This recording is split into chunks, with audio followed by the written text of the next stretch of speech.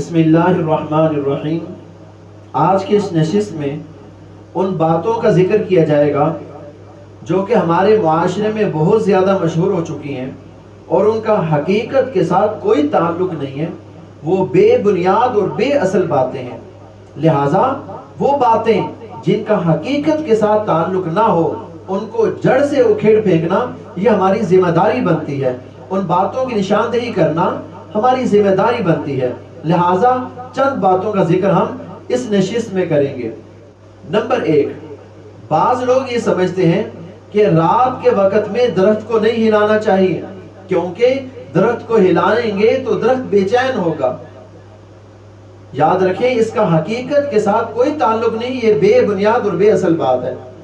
آپ کا جب جی چاہتا ہے آپ درخت کو ہلائیں، رات کو ہلائیں، دن کو ہلائیں، درخت بے چین نہیں ہوتا۔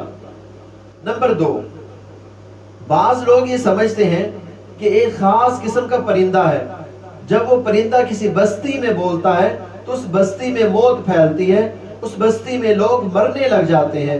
یاد رکھیں یہ بے اصل اور بے بنیاد بات ہے، اس کا حقیقت کے ساتھ کوئی تعلق نہیں ہے۔ جانور کے بولنے سے، پرندے کے بولنے سے موت نہیں پھیلتی، موت نہیں آتی، موت آتی ہے اللہ کے حکم سے۔ جب اللہ کا حکم ہوگا تو موت آئے گی، پرندہ بولے یا خاموش رہے۔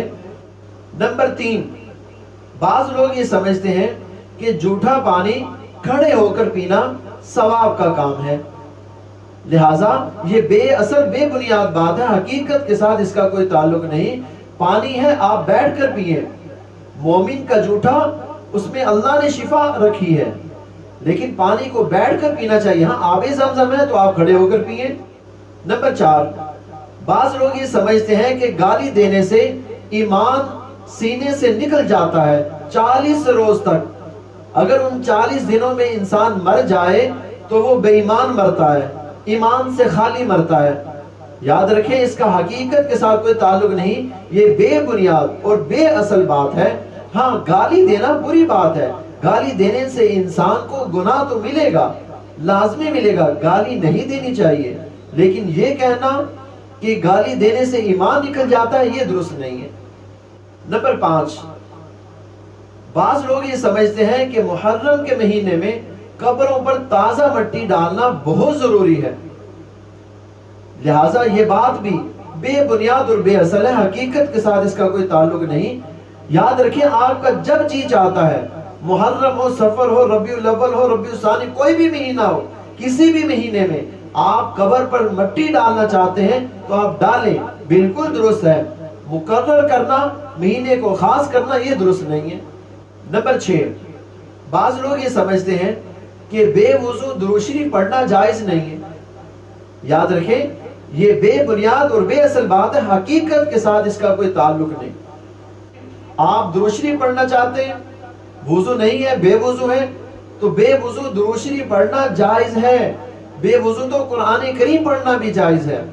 ہاں اب یہ کہہ سکتے ہیں کہ ادب کے خلاف ہے، ادب یہی ہے کہ وضو کر کے درود شریف پڑھا جائے، وضو کر کے قرآن کریم پڑھا جائے، ادب کے خلاف کہہ سکتے ہیں، لیکن جائز ناجائز کے بارے میں بات نہیں کہہ سکتے۔ نمبر 7، بعض لوگ یہ سمجھتے ہیں کہ اگر کسی کے سطر پر نظر پڑ جائے اور وہ سطر کھلا ہوا ہو، جس کی نظر پڑی ہے اس کا وضو ٹوٹ گیا۔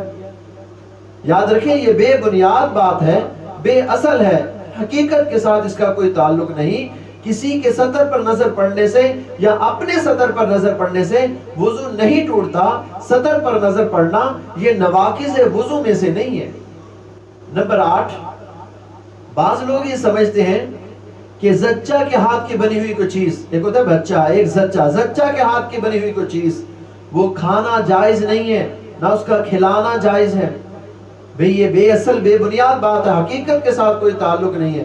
حیض و نفاس کی وجہ سے ہاتھ ناپاک نہیں ہوتے، لہٰذا اگر زچہ ہاتھوں سے کوئی چیز بنا رہی ہے، کھلا رہی ہے، اس کا بنانا، اس کا کھلانا بالکل درست ہے۔ نمبر 9، بعض لوگ یہ سمجھتے ہیں کہ سور کو دیکھنے سے وضو ٹوٹ جاتا ہے۔ یاد رکھیں بے اصل بے بنیاد بات ہے، حقیقت کے ساتھ کوئی تعلق نہیں۔ یاد رکھیں سور کو دیکھنے سے وضو نہیں ٹوٹتا، وہ سور ہو یا اس کے علاوہ کوئی اور جانور ہو، بڑے سے بڑا جانور کیوں نہ ہو، جانور کو دیکھنے سے وضو نہیں ٹوٹتا، یہ نواقض وضو میں سے نہیں ہے، وضو کو توڑ دینے والی چیزوں میں سے نہیں ہے۔ نمبر 10، بعض خواتین یہ سمجھتی ہیں کہ زچہ خانہ میں 40 دن تک نماز پڑھنا جائز نہیں ہے، اگرچہ پہلے ہی پاکی حاصل ہو جائے پھر بھی وہ 40 دن تک نماز پڑھنا جائز نہیں سمجھتی۔ یاد رکھیے یہ بے اصل اور بے بنیاد بات ہے، حقیقت کے ساتھ اس کا کوئی تعلق نہیں۔ ہاں، زیادہ سے زیادہ نفاس کی مدت وہ 40 دن ہے اور کم کی کوئی حد نہیں۔ جیسے ہی پاکی حاصل ہو جائے، 10 دن میں ہو، 20 دن میں ہو، 30 دن میں ہو، فوری طور پر نماز شروع کر دی جائے۔ لہٰذا یہ وہ باتیں ہیں جن کا ہمیں اپنے معاشرے کے اندر سے خاتمہ کرنا چاہیے، اور ہمارے پر لازم ہے کہ ان باتوں کو اپنے معاشرے سے ختم کریں۔ یہ باتیں ہمارے معاشرے سے نکلیں گی تو ہمارا معاشرہ سدھرے گا، ہمارے معاشرے میں فتنہ فساد کم ہوگا، ہمارے معاشرے میں امن آئے گا، ہمارے معاشرے میں اتفاق آئے گا، ہمارے معاشرے میں پیار اور محبت آئے گا۔ اللہ تعالی ہمیں بے بنیاد باتوں کو ختم کرنے کی توفیق عطا فرمائے اور اصل اور حقیقی باتوں کو لینے کی توفیق عطا فرمائے۔